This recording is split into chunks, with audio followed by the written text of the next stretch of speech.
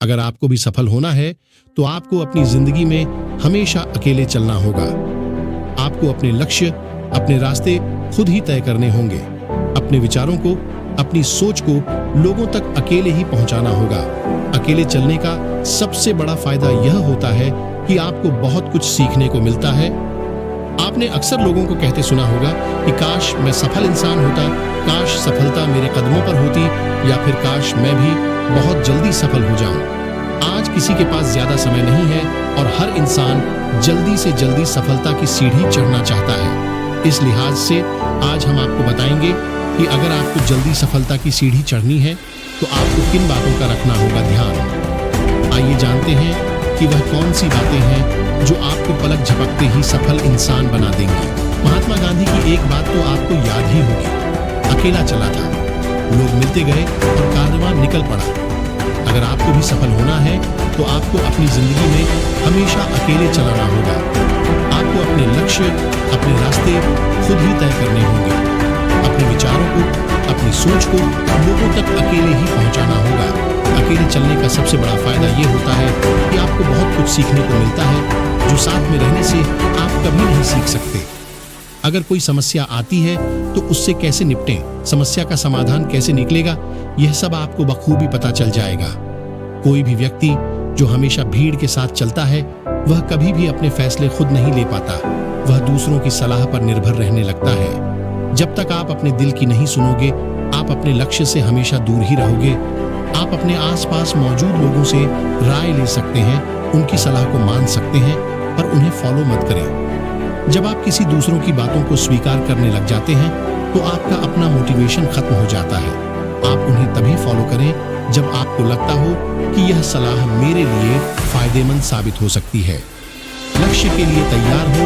योजना उदाहरण के तौर पर जब भारतीय क्रिकेट टीम को विश्व कप खेलने के लिए जाना होता है तो टीम पहले उसकी योजना तैयार करती है कि कैसे कौन सा खिलाड़ी किस रोल में अहम होगा, या फिर हमें किस टीम के खिलाफ कैसे खेलना है, या फिर विरोधी टीम की क्या कमजोरी या क्या मजबूती है। इससे आपको हर चीज का अंदाजा लग जाता है। इसलिए सफलता के लिए यह बहुत जरूरी है कि आप अपने लक्ष्य की पूरी तैयारी कर लें और फिर अपने लक्ष्य को हासिल करने के लिए जी जान से जुट जाएं। आपका जो भी लक्ष्य है उसे पाने के लिए आप एक निश्चित समय बना लें और यह तय कर लें कि आपको उस समय तक अपने लक्ष्य को पा लेना है। अगर आपका लक्ष्य बड़ा है तो उसे आप कई छोटे छोटे भागों में बांट सकते हैं। जीवन में आपके कितने भी दोस्त मिल जाएं, कितने भी मदद करने वाले मिल जाएं, कितना भी आपका साथ निभाने वाले मिल जाएं, लेकिन एक बात हमेशा याद रखिएगा, एक परीक्षा में हम सबको अकेले ही बैठना पड़ेगा। जो सबसे अहम परीक्षा होगी उसमें अकेले ही बैठना पड़ेगा। ये सब कोई नहीं होंगे। कई बार ये आपके मन में लग रहा होगा कि हमारे पास साथी हैं, हमारे पास बहुत सारे लोग हैं, हमारा काम हो जाएगा, मुझे कभी भी कोई दिक्कत नहीं होगी। बिल्कुल संभव है दोस्त कि आपको कभी कोई दिक्कत ना हो, हमें कोई दिक्कत ना हो, लेकिन ये सत्य है कि आगे बढ़ने के लिए एक दिन हमको अकेले परीक्षा देनी होगी। उस काम में कभी ऐसी स्थिति आ जाएगी कि आपको ही करना होगा।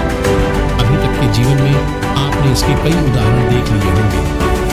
हमें पूरा विश्वास है, इसलिए जब तक सहारे हैं, जब तक हम सबके ऊपर परिवार का हाथ है, उनका सपोर्ट है, हम अपने आप को तैयार करते रहे अकेले उस युद्ध को लड़ने के लिए, अकेले परीक्षा में उतरने के लिए, क्योंकि ये फेस हम सबको देखना ही पड़ेगा आगे बढ़ने के लिए।